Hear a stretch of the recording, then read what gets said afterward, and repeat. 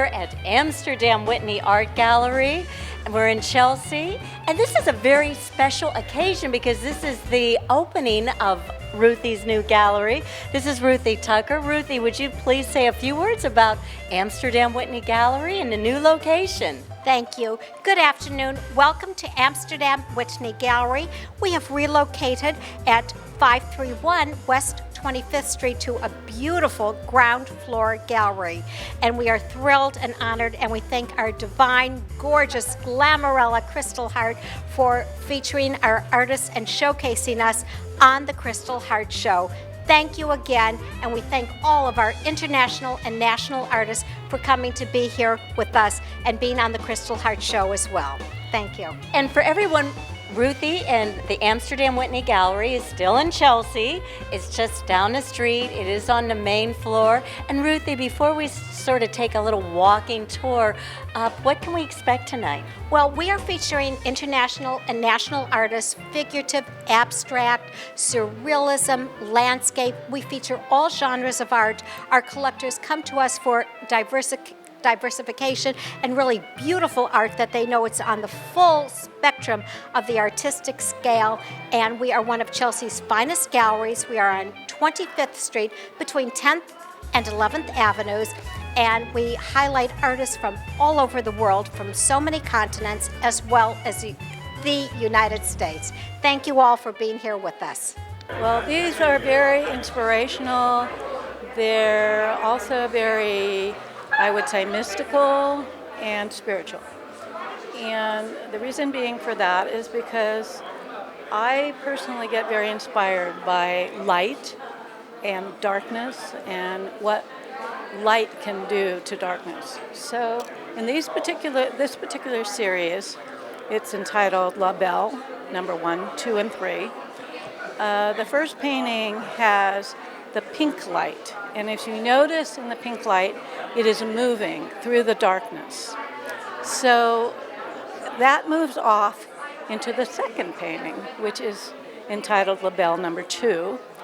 And in that painting, it takes on a more human form, and the surrounding forms around it have a very strong life force. That's why they are bold, and they are deep green and a light green.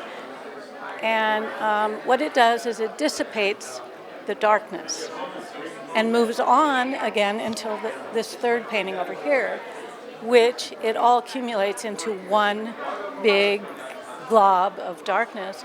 And you assume then that in the following paintings it will eradicate totally. So that's the message, is that light overpowers darkness. And that light overpowers darkness. So the pink light is the light, and it can take on any kind of form. So in the main painting, it takes on a more life form. In the first painting, it is like a flash of light. In the last painting, it has moved it out, moved the darkness out. So, and the spirituality? The spirituality is lightness over darkness. Lightness over darkness. And the colors are very significant because pink is a very uplifting color. It is very filled with light, and it kind of disintegrates. If you study colors, pink is a very healing, it eradicates darkness. And that's the whole motive here, to eradicate darkness. Paintings. Tell me, what inspires you? Color. Color intoxicates me. And I love that, and I paint non-representational, so it's very intuitive, so that you feel the colors and you feel the emotion. And I've been painting for about 30 years. And non-representational? Yeah. I call myself an abstract expressionist because I paint abstract because you really don't see, a figure or a landscape or anything, and that's my style. And I'm very passionate about it. I'm in 3 galleries, including the Amsterdam Whitney. And how did you find Amsterdam Whitney? I found it through a friend, through Webb Turner, who's a regular here. He was visiting a friend of mine in Nashville, a whole school roommate. And so he came over and saw my work and said, I got to introduce you to Ruthie, you'll love her, and you got to be in New York. I've always wanted You do need to be in New York. I need Now, how do you keep getting new ideas? It's just intuitive. It's all intuitive. It's just the feelings. I can't even, it's what's feeling that day, the colors, the sky, the emotions. It's all, that's what it's all about. And the paintings you brought here, with the names and This one's called Okra Daybreak.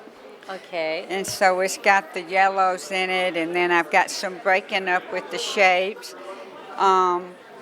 This one, which was on the postcard, is called A Colorful Slice of Time. And this is oil, water-soluble oil on canvas, because I realized I can paint with water-soluble oil and wash out my brushes with soap and water and get that same yummy, buttery feel that you get with oil paintings. It doesn't have quite as much texture. It takes me 4 to 6 layers before I finish a painting. How much time is that? It can be anywhere from a few days to a couple of weeks. It just depends. You keep working at it till you feel like it has a conversation. And then the one in the corner there. That one I did about 2 years ago, and it was in a show, and I love the cream and the whites, and I can't remember the name of it right now. Sorry. Well, that's all right. I do like the creams and the whites. My name is APP, and I'm from China. Yeah, I'm very glad to be here to attend the opening of Amsterdam Whitney Gallery in this new, very beautiful place. Yeah. And APP does photography. Now tell us a little bit about your style. Yeah, my style of photography in these artworks, we call it impressionist photography. That we say through to put some my ideal or conceptual something into the photographs, and it comes from the new world. But in the end, the photograph of me is about something emotional, and to express my own ideal, my own concepts like that. So that what you like to photograph is emotion. Yeah, I like to photograph like portrait, human portrait, and I do some post production, and it's not the portrait is what it looks like, but it's something that I in my opinion that it will be like something like this, and it's from some combinations of factors. Yeah. Well, let's look right here at this first photograph. Tell us about that. Yeah, it's a little bit East culture.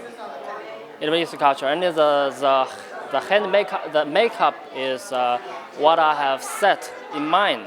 So the model comes into this picture, and I triple it, and do some tones, order some tones. So it altogether to be a very outstanding ones, than not the original ones. Yeah, but it's a little bit change of this original image, but it's come to a brand new feel. Yeah. And this next one? Next one is something like this, but it's another expression.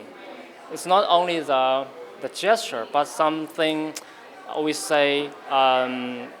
Icon always say some messages that we should express. The message, and the rose in this place, holding the hand, so it will be some meanings. And I four altogether. And the whole series 3, I have 9 pieces, but this time I brought 3 of them. The name of this series is Transformation, and the name of this painting is attitude, and another one is diamond. All this painting is inspired in love. In love? In love. If you have love in your heart, you can give love, and you can show to the people, to the human being. And also, what else? Love inspires you, and what else? What's your philosophy on painting? Whatever you need, you have in your inner, you can, put it in your paintings. If in your heart you have love, you can paint, because this is inspire you for painting. Now, this painting behind us, right here. It's transformation series. So Now, tell me about transformation. What did you feel inside of you to create this? So you have to have attitude, in the life for make a transformation, and also when you in the life you have different situations, but you always try to do everything better, good. You can be a diamond. A diamond in the rough. And also you have to have complicity, because always you have a friend or somebody that can stay with you, that is your complicity, like us now. And then we have attitude. Tell me about attitude. Yes, in the life you have to have attitude, good attitude, for do whatever you want. And help everybody also in the life. The attitude is very important in the life. And then the third painting. Complicity. Complicity is something that you have with somebody, like a chemistry, love also, because if you have all these, you can be a complicity in the life. The subject now is sculptures, and we have Dimpy all the way from India. Welcome. Thank you. Now you brought 6 pieces. This first piece here, tell me a little bit about your sculptures. My sculptures mainly deal with the human form. I'm a figurative artist. I use figures, and this particular work is called Breaking Through. It deals with the human form and the space around it. So you can see the sculpture, the figure coming out of around. So the human form has a very organic shape, and these are very definitely geometric forms. So just the relationship between the human form and these shapes. So that's what this work is about. And the other works, there is a series over here called All Mine, which are works which are a part of my series where I call them street theater, where I elevate these forms on top of panels. And I write on the panel, and so you have those sculptures also in other places. Basically, I try to capture a very positive feeling in all my works. There's a lot of joy, there's a lot of movement, and there's also, when things are just about to happen, I like to capture that moment when it's about to happen. So that's basically the theme. It's a small number of works because I had to bring them all the way from India. I normally work large, but for this particular show, they're the small works, but they're the most recent of my works. And then the next sculpture. Yeah, the next sculpture is called All Mine. It's a couple on 2 panels, and there's a poem written on the panel. It's basically, I feel, the entire nature is putting on a show for me. I enjoy it, and I celebrate it. So this is just one of those things where the lines say that each time I touch my love, I'm revealed to myself. This is mine. So these are very personal moments which I try to capture in the work. So that's the next one. And after that, we have 6 pieces here? So there's one which is called Joy, which is on a ribbon. I like to just elevate, to give a soaring feeling to the works. So the sculpture is in flight, and the ribbon, elevates it, and it's almost as if it's suspended. So there's great joy, and the body language of the form is what I'm trying to convey. It just conveys that joy, everything that's positive, to celebrate of the human life, human spirit, the human body. So that's joy.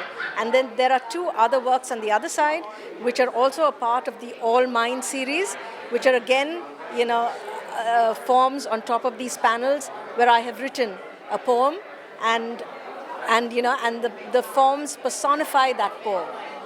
So that's basically all a celebration of life, of joy, of everything that's positive. I think I don't like to do anything negative in my work. I always like to capture something positive because I don't like to eternalize anything that's negative. And bronze sculptures, they're here for eternity unless somebody melts them.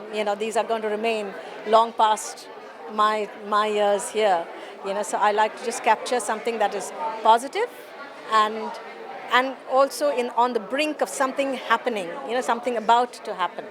Colored up in the sky, paintings and poems about me, about my art, about my city where I was born.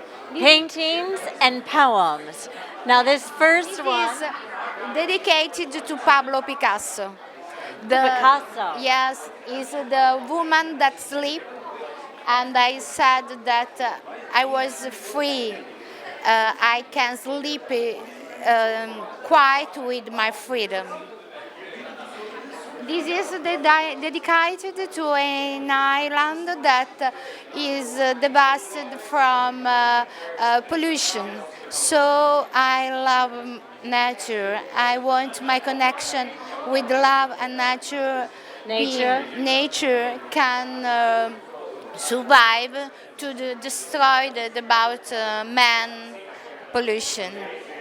And it's called Isola Bella, beautiful island. Beautiful island, Isabella. Thank you. And then we have a swimmer. Yes, the other it's called Bella. Bella. Beautiful, and is a poetry of love. That's a man that recognizes in a woman the power of love. And he said, if you stay with me, you can change all my life. You can... Very romantic. Yes. You can forget all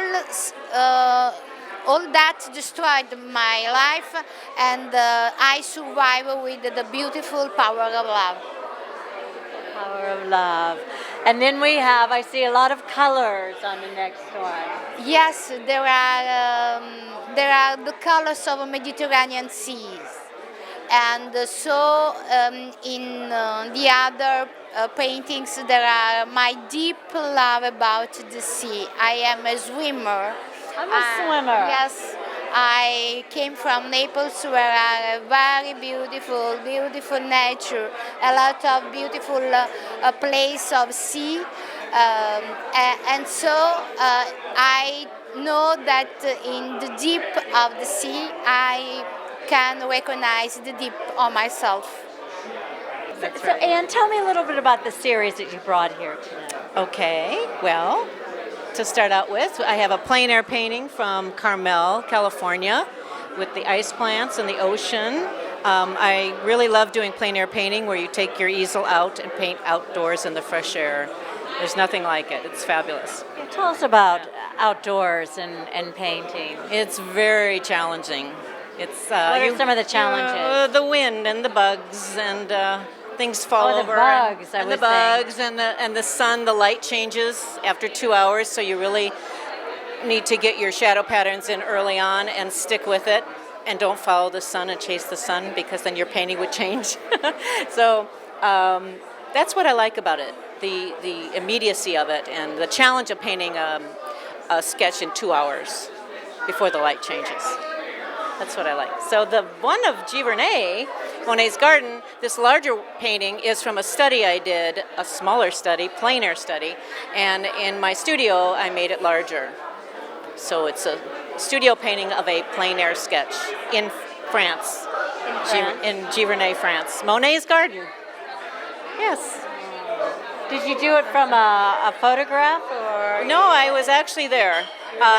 On Mondays, they close the gardens, and only artists and gardeners are allowed in Monet's Gardens on Mondays. Oh, so you did have access. So we had access. Oh, yes. And how did you prove that you were an artist? Did you go through security? Well, you had to have it prearranged. You can't just waltz in.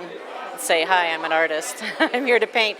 No, it was through someone that was in Giverny that arranged it. And so we stayed at a B&B in the little town of Giverny where Monet's home and gardens are. And we just walked down the street with our paints on Monday and set up and spent the whole day there painting. How special is that? Oh, it was a dream come true for me.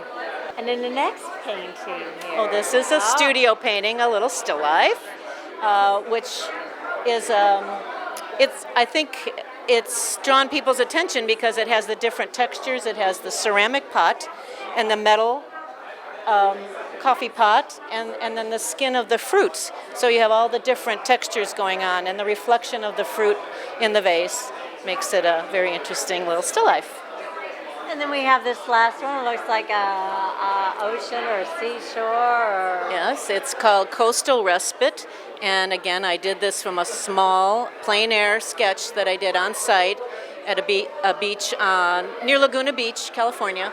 And then I went to my studio and painted it larger. It's kind of a different look for me, if you will, with the frameless canvas. And you paint around the edges, and it's kind of...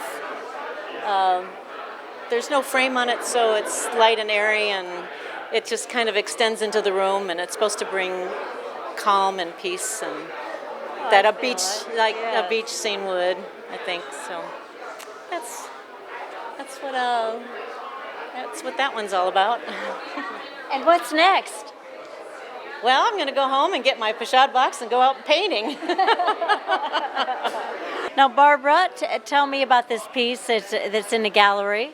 This is one of the pieces that I showed in the Florence Biennale, and it is part of an ocean series, so it was shown with another portrait, and actually I showed it that way here too. It's sold, so it's still here, and it's part of a series about concern for the ocean, and this young woman will try and save the ocean through movies. And the other woman wants to be Prime Minister of Canada, and she will work on the environment that way. Now tell us about saving the ocean. Well, the ocean is in trouble. There's a huge island in the middle of the Pacific that is the size of Texas that's plastic from our garbage. So we have to do something, or because pollution. It's essential to the earth to have a clean ocean. So it's a big deal. My work is a mixture between oil colors and watercolors. I paint in the Brandywine Valley tradition of the Wyeth family, which is where I've become very knowledgeable of and about, and have been to their museum a lot in Chester County. A lot of the realism and the detail is just what I'm drawn to in my paintings. You know, that's what I'm sort of drawn to in your paintings also, realism and detail, said very well. Well, someone said life is in the details, and I just feel that, you know, getting to know even simple objects like barns and farms and landscapes, it calls for looking at the details so you can kind of get an appreciation that you wouldn't get otherwise. Like I love right on this painting over here at the wall. It reminds me of when I went to Ireland. Detail of that. The stone walls are just they're just a subject matter that you could just sink your teeth into and work with for a long time, because there is so much detail and there's so much minutia that you can look at and really get an appreciation of that you wouldn't get otherwise unless you really kind of looked at it for a long time. So I just try to bring that out in the painting so that people can really appreciate what went into doing these things. And where was this painting? Where is it located? Or this is a barnscape in rural Chester County, Pennsylvania, and it is called Morning Chores. Morning Chores. Yeah, it's got a bit of a mystical kind of look to it, with the color, the sunrise coming up and the smoke, just kind of like a barn coming to life in the morning. And now the longer picture on the side, did you say this is from the same series? Or it's from indeed, from the same kind of series. That's more or less a composite. It's from an actual barnscape in Chester County, but it's showing a working farm and a working area that I know about, where the fall is just coming out for the first time, and it's showing that, again, the barn and the farm and the landscape coming to life in the morning, and a fall just realizing it. And what dimensions is that painting? I really like that. The size of the piece, it's about 40 inches long and about 14 or 15 inches high.